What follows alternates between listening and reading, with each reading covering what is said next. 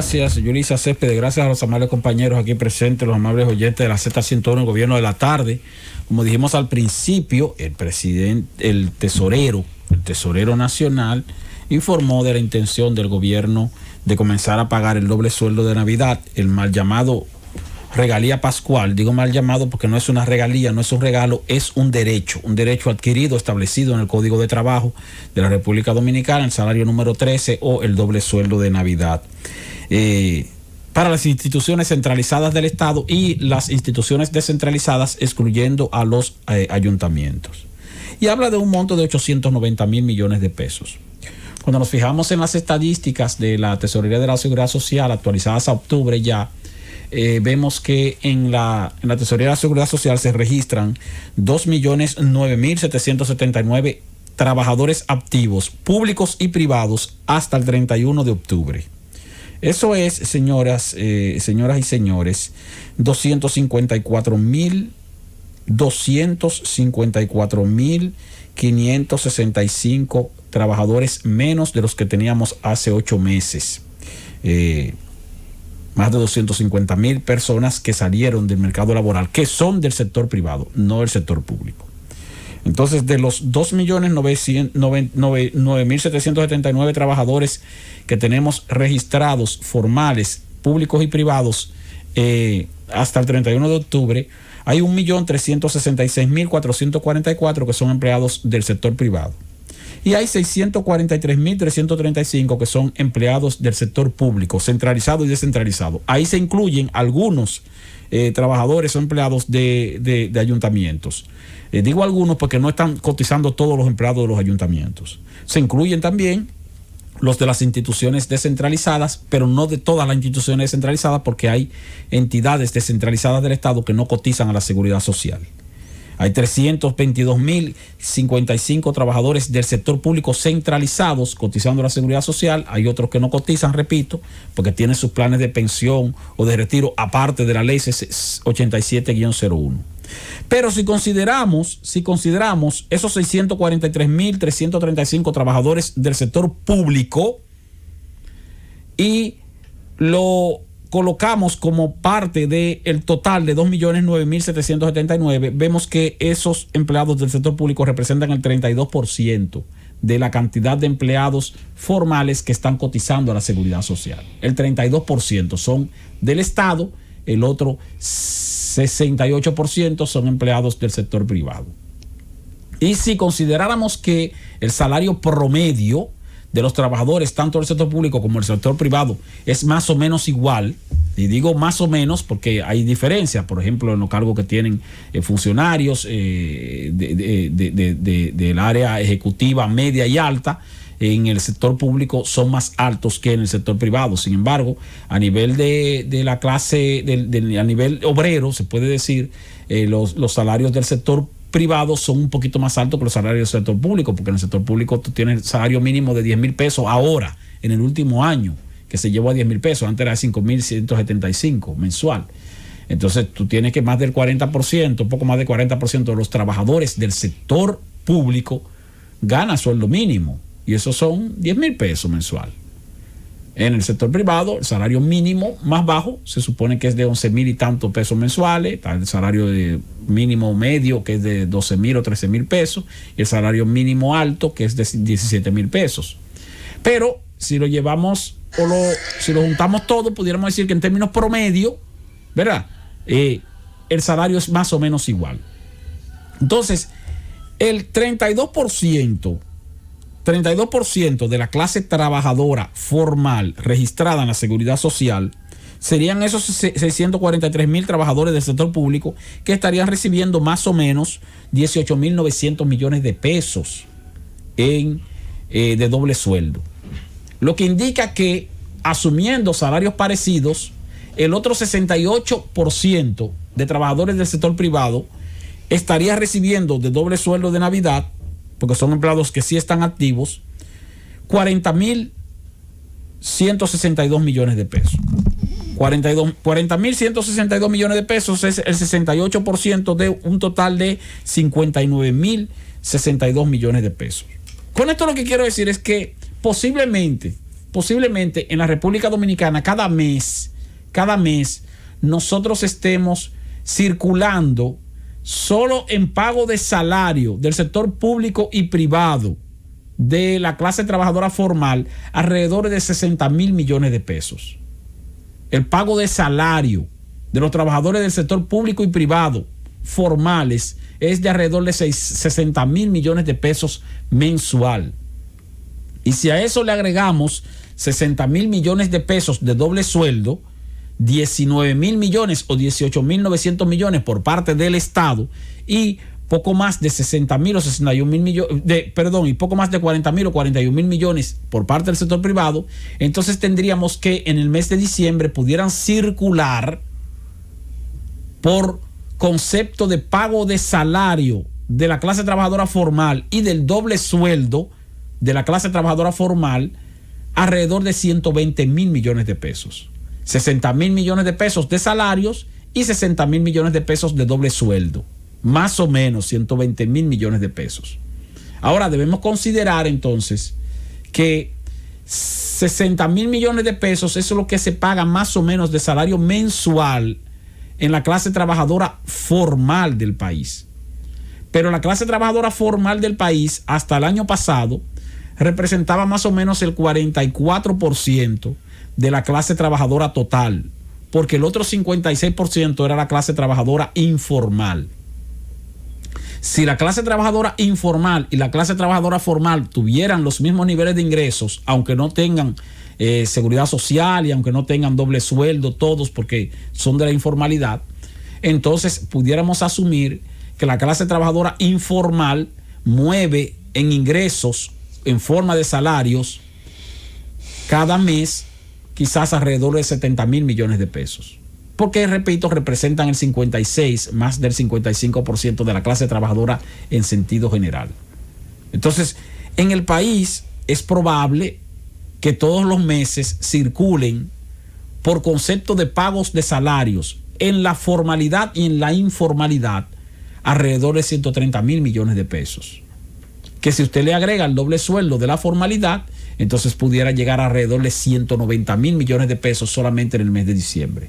Eso implica un aumento importante del consumo interno, porque es dinero que está en circulación y es dinero que está en uso, porque la gente lo usa. El dinero que recibe de salario se gasta. O sea, tú tienes personas que ahorran una parte de su salario y cosas, pero la mayoría del dinero que entra por concepto de sueldo, de salario, de ingreso mensual para sobrevivir, ese dinero se gasta. O sea, ese dinero circula y se mueve. Ese dinero no se queda en el banco, ese dinero no se queda debajo del colchón. Ese es un dinero que circula, que sale a la calle a consumir, a comprar bienes y servicios. Y entonces, cuando se le agrega el doble sueldo, aumenta esa demanda de bienes y servicios. Por lo que en diciembre tiende a dinamizarse la economía. Lo que falta ver es en qué proporción ese dinamismo va a ser afectado por la cantidad de trabajadores que han perdido su empleo, la cantidad de trabajadores que no van a recibir el doble sueldo completo o tal vez no reciban nada del doble sueldo. Una parte importante de trabajadores del sector privado le va a pasar eso. Y también por la cantidad de establecimientos del área comercial que todavía permanecen cerrados o que están parcialmente activos, no totalmente activos, a causa del toque de queda por la pandemia del COVID-19. Eso va a afectar entonces nuestra economía en diciembre. Aún así se espera que la economía se dinamice en los meses, en lo que queda del mes de noviembre y en el mes de diciembre, principalmente porque va a haber un aumento del circulante. O sea, una mayor cantidad de dinero en manos del público, principalmente de la clase trabajadora, por el doble sueldo. Fíjense que el gobierno ha dicho que va a iniciar el pago del doble sueldo a partir del día 1 de diciembre, no a partir del día 5 o a partir del día 8 como se hacía anteriormente, en los años anteriores, durante el gobierno pasado, que empezaban siempre a pagar el doble sueldo de Navidad entre el día 5 y el día 10. Ahora se va a empezar el día 1. Con los pensionados, después con los militares, los guardias y así sucesivamente. Pero la intención de que haya más dinero circulando desde el principio del mes. ¿Por qué el gobierno quiere que haya más dinero circulando desde el principio del mes? Porque tiene la intención de que aumente el consumo interno, de que aumente o se dinamice un poco más la economía. Ahora, eso también llama la atención del gobierno en cuanto a si se va a mantener o no el toque de queda durante el mes de diciembre. Porque tenemos toque de queda hasta el día 2. Hasta el día 2, de acuerdo con la extensión que le hizo el presidente Luis Abinader al toque de queda vigente. 20 días más, eso es más o menos hasta el día 2. El estado de emergencia se termina también más o menos el 2 o el 3 de diciembre. El estado de emergencia que aprobó el Congreso Nacional para tales fines. Vamos a solicitar una extensión del estado de emergencia. Y si es así, si el Poder Ejecutivo solicita una extensión del estado de emergencia, ¿va el Poder Ejecutivo a extender el toque de queda aun cuando se le apruebe el estado de emergencia? O tal vez deje el toque de queda sin vigencia, o tal vez amplíe el horario a partir de las 12 de la noche, el horario de apertura, y no a partir de las 9 de la noche como está ahora, y a las 7 de la noche los fines de semana. Esto para que tal vez la industria del entretenimiento pueda abrirse. Esto para que tal vez la clase artística, por ejemplo, que generalmente hace fiestas en bares, en discotecas que están cerradas, pues también puedan tener algún tipo de holgura en cuanto a la necesidad de hacer dinero. Ahí vimos, por ejemplo, que el merenguero típico, conocido como el Prodigio, está solicitándole al gobierno, mira, que le den una especie de tarjeta solidaridad por 25 mil pesos mensual a los músicos del país.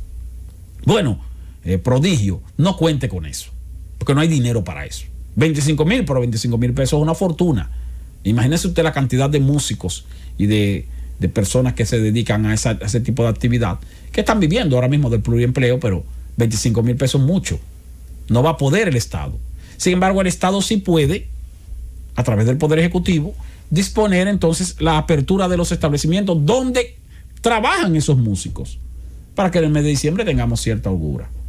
Eso va a depender de los indicadores de salud pública. Sí, va a depender de los indicadores de salud pública, de si el COVID ha aumentado, de si no ha aumentado, de si tenemos una situación de incremento de la tasa de letalidad, de la tasa de positividad, de la tasa de contagios. Pero repito, y mantengo mi posición, con apertura o sin apertura, los que están violando el distanciamiento lo están violando con el toque de queda. Y los que no estamos violando el distanciamiento, no lo vamos a violar aun cuando se quite el toque de queda. Es la misma gente, somos los mismos dominicanos. Hay una proporción, una parte importante de los dominicanos que no está respetando el distanciamiento, y hay otra parte importante de los dominicanos que sí estamos respetando el distanciamiento. No porque hay un toque de queda, sino porque uno tiene la conciencia de que, espérate, hay que cuidarse. Porque no se quiere contagiar. Porque no se quiere contagiar. Ahora, el que no está respetando el toque el distanciamiento, porque no le importa si se contagia o no, eso no lo está haciendo, dejándolo de hacer por el toque de queda. Al final, me enfoco en el objetivo. Y el horario del toque de queda no está cumpliendo con el objetivo de evitar el distanciamiento. No lo está cumpliendo. Tal vez el presidente no quiera arriesgarse en el hecho de decir, bueno, si va y ocurre una situación de que aumentan la positividad y que entonces, bueno, miren, espérense, yo he mantenido las medidas, porque tal vez si quita las medidas y de repente aumenta la positividad, entonces le van a echar la culpa a él y él no quisiera cargar con esa culpa. Bueno, como que era una situación arriesgada, pero es un asunto de que puede que sí o puede que no. Y la única forma de darnos cuenta si eso puede ocurrir o no puede ocurrir es haciendo una prueba. Y la prueba implica, bueno, abrir por lo menos 10 días. Y si vemos algún movimiento raro, bueno, pues se volverá a cerrar. Pero entonces, hay que abrir, hay que probar. ¿Tú serías partidario de que se abra cercano al 24 y el 31 inclusive, y que entonces en enero se decida si se vuelve a cerrar? Yo sería partidario de que se abra ahora, antes de que entre el mes de diciembre. ¿Tú sabes por qué? Porque así tú tienes la oportunidad de que en los primeros días de diciembre tú te vas a dar cuenta si hay o no hay un aumento, y así tú tienes justificación para cerrar definitivamente el mes de diciembre. Pero tienen que probar, tienen que averiguar. ¿Y qué pasa si de repente entramos si abrimos y entramos a diciembre y los indicadores están bajitos? Entonces uno dice, vamos, mira, ¿quiere decir que la gente se está cuidando? ¿O quiere decir que el toque de queda como horario no era lo que estaba evitando los contagios?